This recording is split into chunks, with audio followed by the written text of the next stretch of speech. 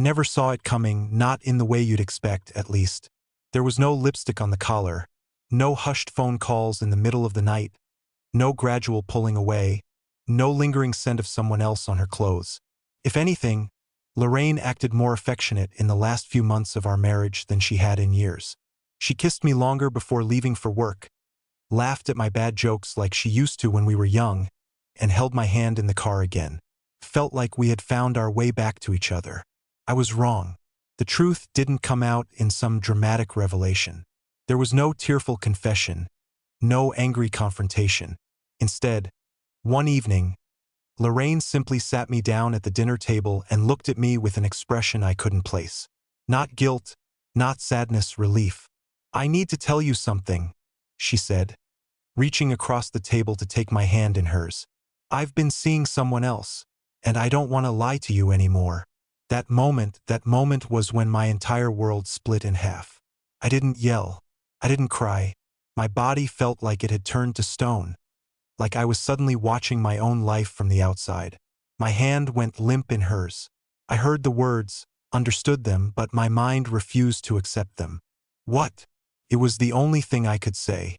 She squeezed my hand gently, as if she were comforting me. "I met him 6 months ago. It just happened. It just happened. Like a car accident. Like spilling coffee on a white shirt. Like an unexpected thunderstorm ruining a sunny afternoon." I stared at her, searching for the woman I had married. The woman who had once promised me forever. She was still there, physically, but she might as well have been a stranger. She wasn't asking for forgiveness. She wasn't apologizing. She was telling me she was leaving.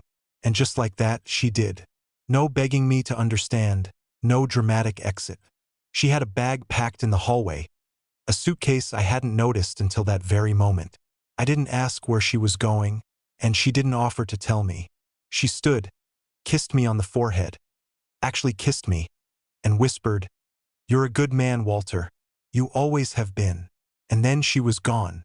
I sat at that table for hours, staring at the untouched meal in front of me. The fork in my hand never made it to my mouth. The food grew cold, just like everything else in my life. For weeks, I functioned on autopilot. I went to work, came home, slept in an empty bed, and repeated the process. I told no one. I didn't want to explain, didn't want to hear the pity in people's voices. My marriage was over, and I didn't even get the dignity of fighting for it. She had made the decision for both of us. And so I let her go.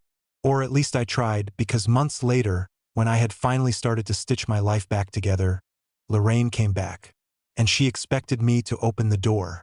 I remember the exact moment I saw her again. It was one of those quiet evenings when life finally starts feeling normal again, when the emptiness stops echoing quite so loudly. I had just gotten home from work, kicked off my shoes, and was about to sit down with a glass of whiskey when I heard the knock at the door. It wasn't frantic, just steady, a rhythm that felt too familiar. For a second, I froze. Nobody came to my house unannounced anymore. After Lorraine left, I had become the kind of man people tiptoed around, unsure of what to say. The invitations to drinks with friends had dwindled. The concerned check-ins had stopped. People move on. That's how it works. But this knock, it sent something sharp through my chest. When I opened the door, she was standing there. Lorraine. I almost didn't recognize her. Not because she looked different. She didn't. Same hazel eyes, same auburn hair that she used to complain about being too frizzy, same posture, always leaning just slightly to one side. It was the expression on her face that threw me. She looked lost. For months, I had imagined what I'd say if I ever saw her again. Would I be cold? Would I slam the door in her face? Would I demand answers? Ask her if he had left her the way she had left me? Instead, I just stared. "Walter." Her voice was soft, careful. "Hi." I almost laughed. "Hi." Like we were old friends running into each other at a grocery store. I didn't invite her in, didn't move from the doorway. She hesitated, then exhaled. "Can we talk?" I wanted to say no. I wanted to turn around and go back to my whiskey and pretend this wasn't happening. But there was something in her voice, something that sounded almost like regret. Almost. I stepped aside. She walked in like she had never left, like this house was still hers. She even glanced toward the kitchen, as if expecting to see the dinner table where she had once sat across from me and told me she was leaving. I closed the door and folded my arms. "What do you want, Lorraine?" She swallowed hard, looking down at her hands. For the first time since I'd known her, she seemed unsure of herself. "I made a mistake," she said finally. I felt something inside me go ice cold. She must have seen it on my face because she rushed to explain. I didn't realize it at the time. I thought I was doing the right thing, that I needed something else, something more. She let out a shaky breath. "But it wasn't real, Walter. None of it was." I didn't respond. I wasn't sure I could respond, because part of me had been waiting for this moment, and now that it was here, it didn't feel the way I thought it would. She kept talking. She stopped, closing her eyes briefly before starting again. "He wasn't who I thought he was. I thought I was choosing happiness, but all I did was destroy the one thing that ever really mattered to me." Her voice cracked just slightly. I should have felt satisfaction. I should have felt like she was finally getting what she deserved. Instead, all I felt was exhausted. I rubbed a hand over my face. "So what now? You show up here months later and expect me to do what? Forget it happened." She looked up at me then, and I could see it in her eyes. She had expected that. She thought I'd still be the man who would take her back, the man who loved her so much he'd do anything to fix what was broken. That man was gone. I shook my head. "You left, Lorraine. You didn't just walk away. You burned everything down on your way out. And now you want to come back and pretend like it never happened." She blinked rapidly, and I realized she was trying not to cry. I don't know where else to go." That hit me like a punch to the gut. Not because I felt sorry for her, but because for so long, this was the place she could always come back to. This house, this life, me, and she had thrown it away. I took a step back and opened the door again. "Then maybe you should figure that out." She stared at me, stunned. For a second, I thought she might argue, that she'd beg, plead, tell me she was wrong and that we could fix this. But she didn't. She just nodded slowly, stepping past me and out into the night. I didn't watch her go. I just closed the door. I didn't sleep that night. Even after I closed the door, after Lorraine walked away into the night, my mind kept replaying the scene over and over again. The way she had looked at me, like a woman who had finally understood the weight of her own choices, like someone who had spent months convincing herself she was right only to realize, too late, that she had been terribly, disastrously wrong. And now, after all that time, she had come back. For what? For me? The thought should have made me angry. Maybe a part of me was angry, but mostly I just felt hollow. Because when she left, it had gutted me. Every part of me had been wrapped up in her, and when she was gone, it felt like she had taken pieces of me with her. The nights had been the worst, staring at the empty side of the bed, wondering where she was, if she was happy, if she even thought about me at all. I had been through hell. I had crawled my way back from the pit she had thrown me into, and now she wanted to talk. I sat on the couch, staring at the half-empty glass of whiskey I had abandoned when I answered the door. The ice had melted, the drink now more water than liquor, but I didn't drink it. I just sat there, gripping the glass so tightly my fingers hurt. It wasn't just the past few hours that haunted me. It was everything that had led up to this moment. I had loved Lorraine with everything I had. I had given her every part of myself, trusted her without question. And for what? For her to decide one night over dinner that she wanted something different, that she needed something different. She had walked out of our life without hesitation, without a single tear. And yet, months later, she had been standing in my doorway, telling me she had made a mistake. I wanted to believe that was enough, that hearing those words, seeing the regret in her eyes, would bring me some kind of closure. But it didn't, because no matter how much she regretted it, she had still left. And I wasn't sure I could ever forgive that. The next morning, I woke up groggy, my mind still heavy with the weight of everything that had happened. I had barely slept, and when I finally dragged myself out of bed, I felt like I was moving in slow motion. I went through the motions, showered, made coffee, sat at the kitchen table staring at my phone, debating whether I should call someone, tell them what had happened. But who would I even tell? The people who had watched me fall apart after Lorraine left? The ones who had told me I was better off, who had spent months trying to help me rebuild myself. What would they say if I told them she had come back? I already knew the answer. They'd tell me to forget about her, to move on, to close the door and never look back. And maybe they were right. But something about the way she had looked at me last night wouldn't leave my mind. That broken expression, that quiet desperation. She had looked lost. Not the woman who had walked out so confidently months ago. Not the woman who had told me with absolute certainty that she needed something more. So what had changed? I was still thinking about it when my phone rang. I almost didn't answer. A part of me already knew who it would be, and I wasn't sure I was ready to hear whatever she had to say. But my hand moved before my brain could catch up, and suddenly I was pressing the phone to my ear. Walter. Just my name. Soft, careful. Like she wasn't sure if I'd hang up the second I heard her voice. I didn't say anything either. She took a breath. I know I don't deserve anything from you. Not after what I did. But please just meet me. One time. That's all I'm asking. I should have said no. I should have told her there was nothing left to talk about. But the problem with heartbreak is that it doesn't just disappear. You can patch up the wounds, you can learn to live without someone. But there will always be scars. And sometimes, when the past comes knocking, you find yourself opening the door before you can stop yourself. I'll think about it, I said finally. And that was how, against all logic, against everything I had told myself, I agreed to see the woman who had broken me. I don't know why I agreed to meet her. Maybe curiosity, maybe the need for answers I had never gotten, or maybe, deep down, some part of me still wanted to see if any piece of the woman I had loved was still there. Whatever the reason, I found myself standing outside a small cafe 2 days later, my hands shoved deep into my jacket pockets as the wind bit at my skin. She had picked the place. Neutral ground, somewhere public, as if that would somehow make this easier. But nothing could make this easy. I spotted her before she saw me. She was sitting at a table by the window, fidgeting with a napkin, her nails tapping anxiously against the surface.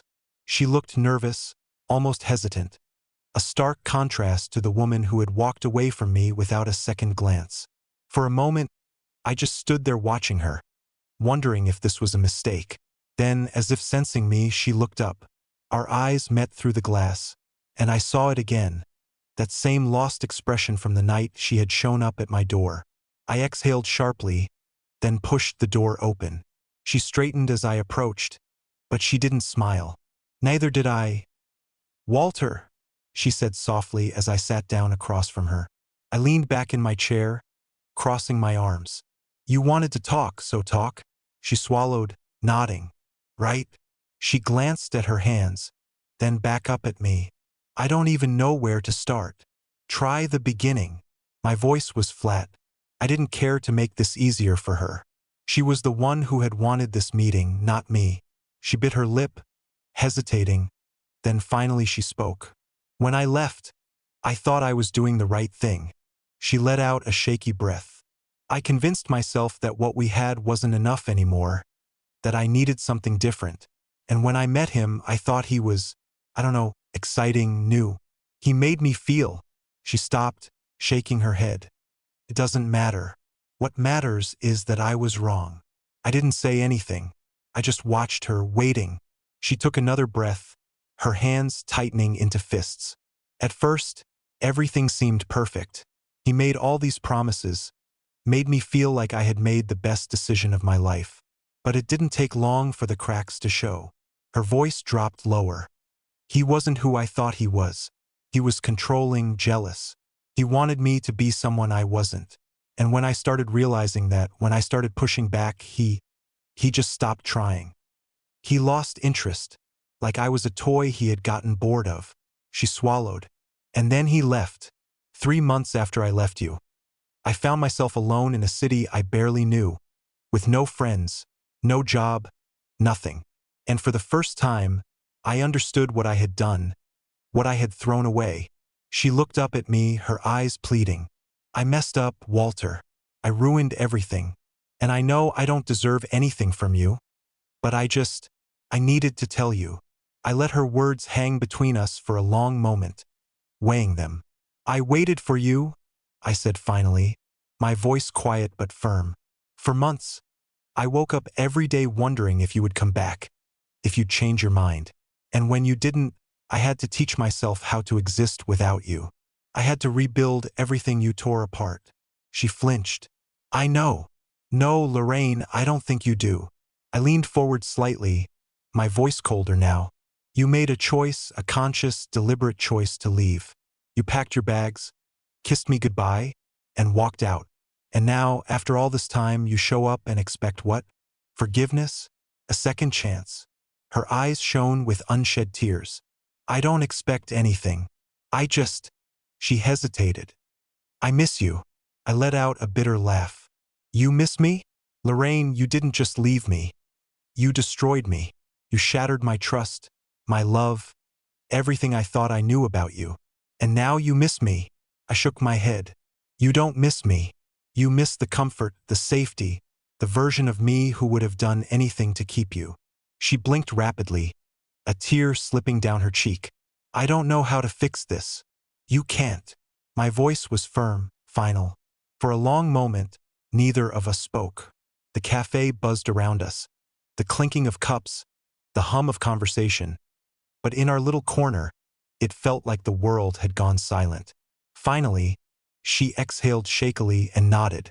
I understand. I pushed my chair back, standing up. Good. As I turned to leave, she spoke one last time. Walter. I stopped but didn't turn around. Did you ever hate me? Her voice was so quiet, so fragile, like she wasn't sure she wanted the answer. I hesitated, then said the truth. No. Then I walked away. And this time I was the one leaving her. As I walked away from that cafe, I expected to feel something. Closure, relief, maybe even satisfaction.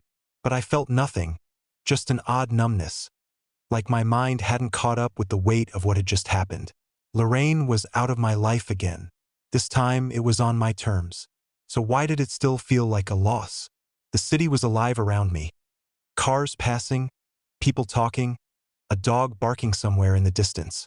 But it all felt distant, like I was moving through a world I wasn't really part of. I found myself walking aimlessly, not toward my car, not toward home, just walking.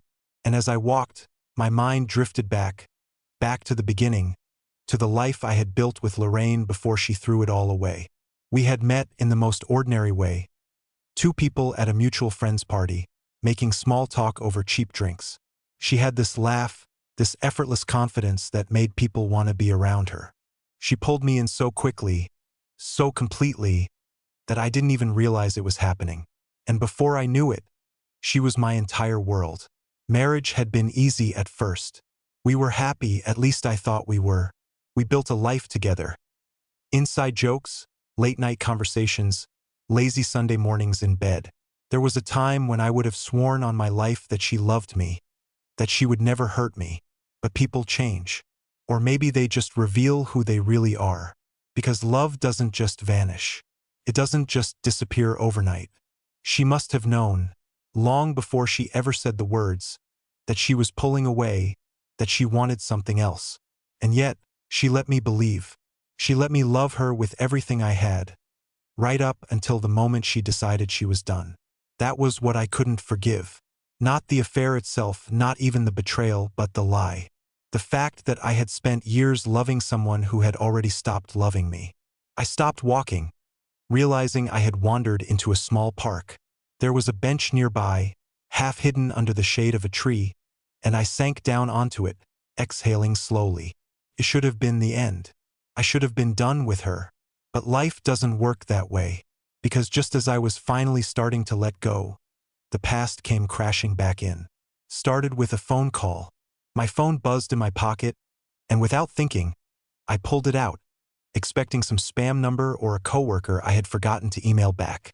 But when I saw the name on the screen, my stomach tightened. Lorraine's mother. I hesitated. I hadn't spoken to her since the divorce, and I wasn't sure I wanted to now. But something about the timing, about Lorraine suddenly appearing in my life again, about this call coming right now, made my fingers move before I could stop myself. I answered, "Hello." There was silence on the other end, then a quiet breath. "Walter." Her voice was soft, strained, like she had been crying. I frowned. "Everything okay?" She hesitated. Then finally she said, "It's Lorraine." Something cold crawled up my spine. "What about her?" My voice was sharper than I intended. Another pause. "She's in the hospital." The words didn't make sense at first. I blinked, shaking my head slightly, as if that would clear the confusion. "What?" She collapsed. They think it was exhaustion, dehydration, stress, but a shaky breath. "She's not in good shape, Walter." I ran a hand over my face, my pulse picking up. "Why are you telling me this?" "Because," her mother whispered, "you're the only person she's been asking for." Silence. I stared out at the park, at the trees swaying gently in the wind, at the people passing by, oblivious to the way my world had just tilted sideways. Lorraine in the hospital asking for me. After everything she had done, after all the pain, all the betrayal, why would she want me there? And more importantly, why was I actually considering going?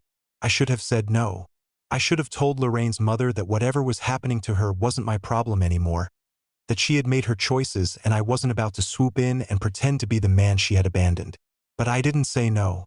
Instead, I sat there on that park bench, gripping my phone so tightly my knuckles turned white, and I listened as her mother's voice cracked with barely contained emotion. "She doesn't have anyone else, Walter," she said. "I know that might not mean anything to you, but please, if you ever loved her, even a little, just come see her. If I ever loved her." Those words twisted inside me, because for so long, loving Lorraine had been the only thing I knew how to do.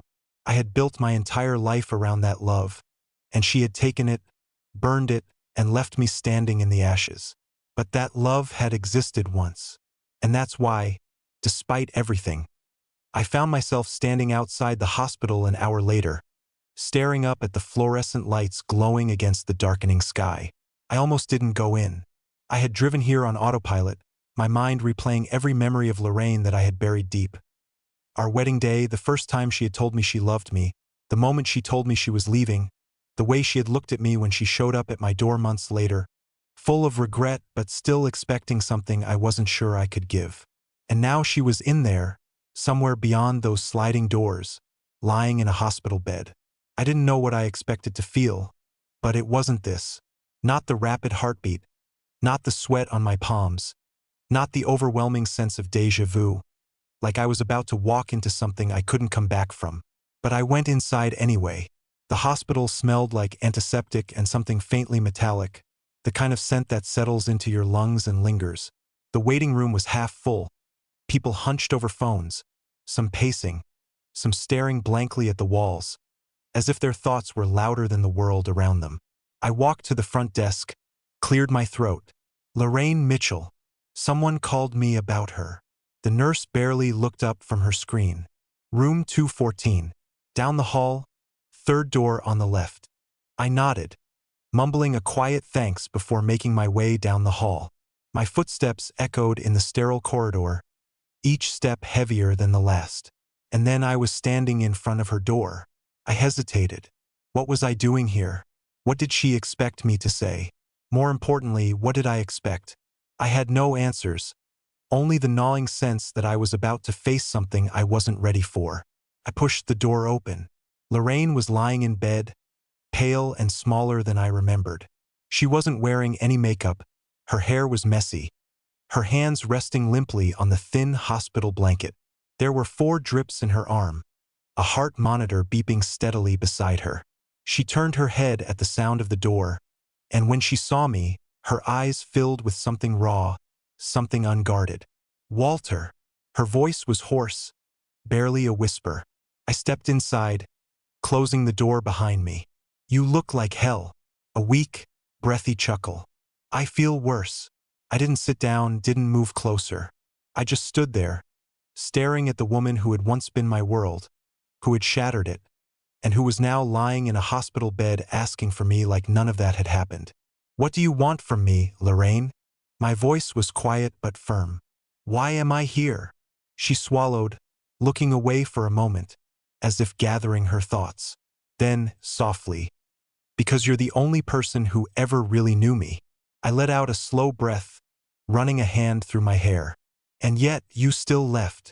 She flinched, her fingers curling into the blanket. I was wrong. That's becoming a pattern with you. Silence. Then, after a long pause, she whispered, I don't know how to fix it. I exhaled sharply. You can't. Her lips parted slightly, her throat bobbing as she swallowed. I know. The weight of her admission settled between us, heavy and suffocating. For so long, I had imagined what I would say if I ever had the chance to confront her, to make her feel even a fraction of what I had felt when she walked away. But now that I was here, standing in front of her as she lay there, looking smaller than I had ever seen her, I didn't feel triumphant. I just felt tired. I sat down in the chair beside her bed, rubbing my palms together. You're not dying, are you? She let out a weak laugh. No, just ran myself into the ground. She shifted slightly, wincing. Turns out running away from everything catches up to you. I didn't say anything because for the first time I could really see it. Lorraine wasn't the same woman who had left me. She wasn't the same person who had thought the grass was greener on the other side.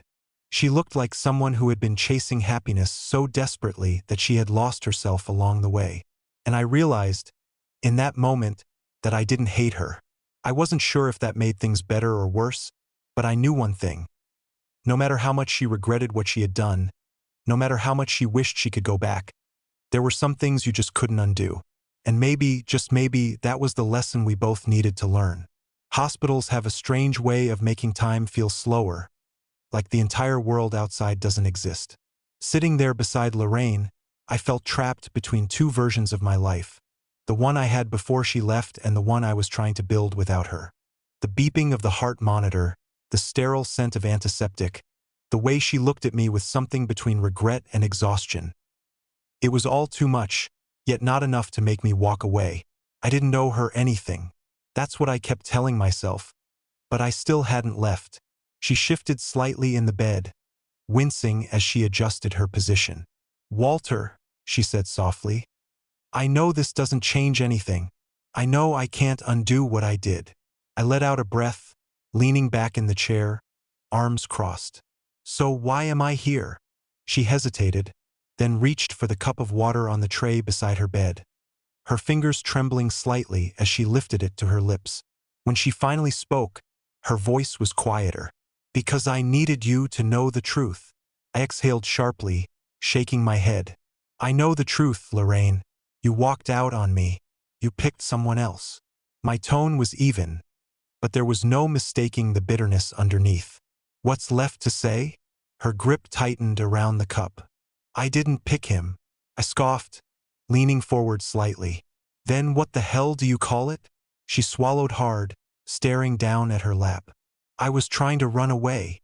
I blinked. From what? From myself. From what I thought I was supposed to be. She hesitated, then finally met my gaze. From you. A sharp, bitter laugh escaped me before I could stop it. Wow, that makes me feel so much better. Her face twisted slightly. That's not what I meant. Then explain it to me, Lorraine, I said, voice harder now. Because from where I'm sitting, it sure as hell looks like you threw away our marriage because you wanted something else. She looked away, inhaling deeply, as if gathering her thoughts. I didn't know who I was anymore, Walter. I spent so many years being us, being your wife, being the person everyone thought I should be, that I felt like I was drowning. Her voice was raw, filled with something close to desperation. And then he came along, and for the first time I thought maybe I could be someone else. Maybe I could breathe again. I stared at her, trying to process the words. She continued, her voice barely above a whisper. But I was wrong. He wasn't the answer.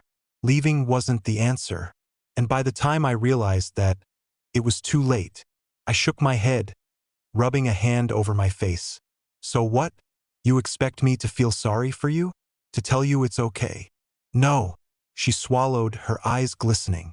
I don't expect anything. Silence stretched between us.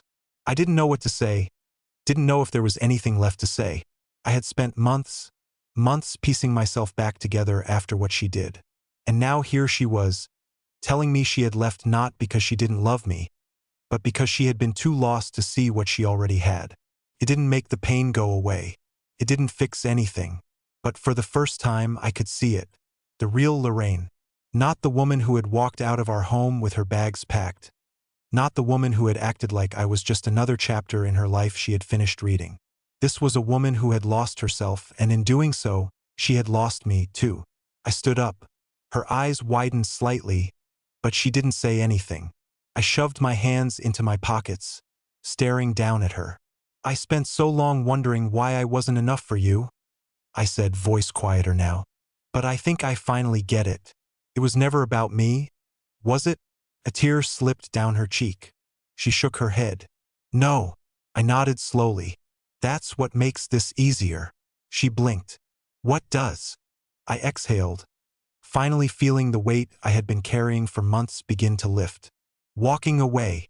And this time I did. I didn't look back. I walked out of that hospital without a second glance. No hesitation, no lingering doubt, just the steady sound of my footsteps echoing in the sterile hallway, each step carrying me further away from the woman who had once been my entire world.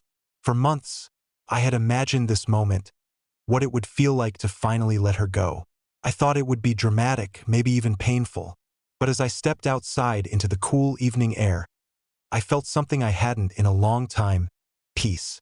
Not happiness, not relief, just a quiet understanding that some things, no matter how much you want to fix them, are meant to stay broken. I stood by my car for a while, watching as the sky darkened above the hospital parking lot. Somewhere inside that building, Lorraine was lying in a hospital bed, dealing with the consequences of her choices. And for the first time, I realized that her pain wasn't my burden to carry anymore. She had been my wife, my best friend, the person I had built a life with. But she had also been the one who tore it all apart. And now she had to live with that.